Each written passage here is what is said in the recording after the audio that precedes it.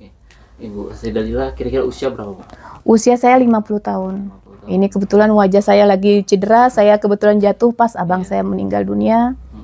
Kecelakaan. Malam ketiganya abang kandung saya meninggal pulang umroh. Nah, ini keadaan saya seperti ini. Jadi ya, usia saya udah 50 tahun. 50 tahun. Berarti udah kira-kira udah punya anak berapa, Bu? Anak saya 2, yang besar umur 21 tahun, yang nomor 2 umur 19 tahun. Yang nomor 1 tahun di mana? Yang nomor 1 di Malaysia, yang nomor 2 jagain bapaknya yang lagi sakit.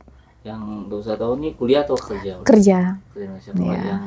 Yang Yang sini pun nggak saya sekolahkan karena keadaan ekonomi memang lagi ngurusin suami dulu kan, suami yang sama sekali nggak bisa berusaha udah 2 tahun nggak bisa nyari nafkah lagi. Ya anak saya yang nomor 2 ini yang bantuin saya jagain suami saya. Oh, berarti putus sekolah, Bu? Iya.